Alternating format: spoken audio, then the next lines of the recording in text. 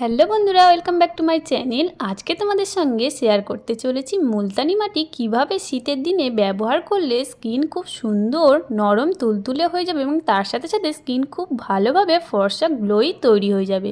তা চলো বন্ধুরা, ভিডিওটা দেখে না যায়। ভিডিওটা ভালো লাগলে অবশ্যই চ্যানেলটাকে সাবস্ক্রাইব করে দিও। তা চলো দেখো, প্রথমে আমি ফেসটাকে ভালো করে ক্লিন করব। তার জন্য এখানে কোকোনাট অয়েল ব্যবহার করছি।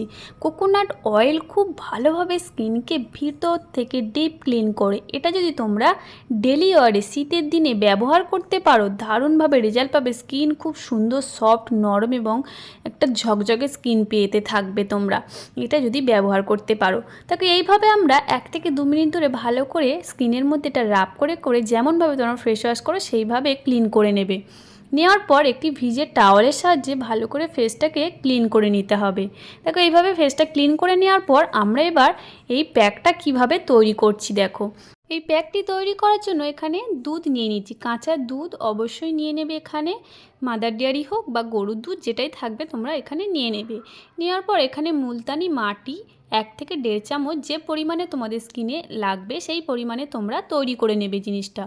নিয়ে ভালো করে মিশিয়ে নেবে। মুলতানি মাটি খুব ভালোভাবে আমাদের স্কিনে পিম্পল সরায় বা স্কিনটাকে গ্লো করে, ট্যান রিমুভ করে, দারুণভাবে স্কিনটাকে গ্লো করে। এত সুন্দর, বা যাদের প্রচণ্ড পরিমাণে পিগমেন্টেশন, মেচেতার দাগ, রিঙ্কেল হয়ে গেছে, দারুণভাবে কাজ করে এই মুলতানি মাটি।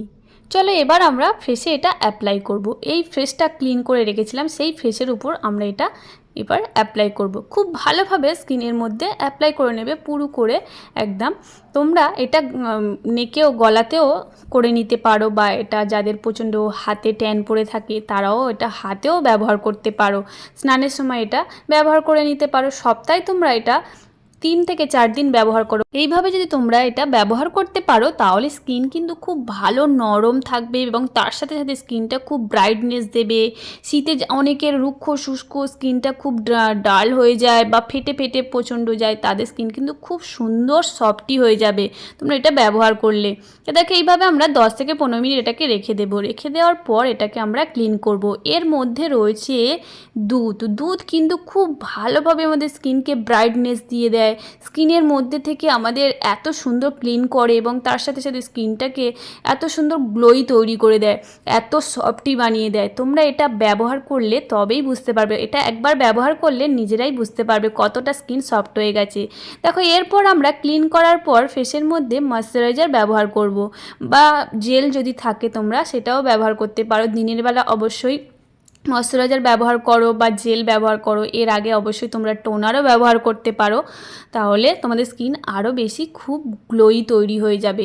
এরপর আমরা যদি রোদ্দুরে বেরোই বা রোদ্দুরের সময় এটা করেছি দুপুরে, তখন অবশ্যই তোমরা সানস্ক্রিন ব্যবহার করে নেবে। অবশ্যই সান প্রোটেক্টর দেওয়া দরকার, তাহলে স্কিন যতই তোমাদের শীত বলে মনে হচ্ছে যে এখন আমি রোদ্দুরে বসে থাকবো, তাহলে মানে রোদের যে তেজটা কিন্তু সেটাই অবশ্যই স্কিনের মধ্যে পড়ে এবং স্কিনটাকে ট্যান ফেলে দেয় এবং স্কিনটাকে পুড়িয়ে দেয়। তাই অবশ্যই তোমরা সান প্রোটেক্টর দিয়ে তবে তোমরা কাজে বেরোবে। তো দেখো এইভাবে আমরা ফেসের মধ্যে সানস্ক্রিনটা লাগিয়ে নেব।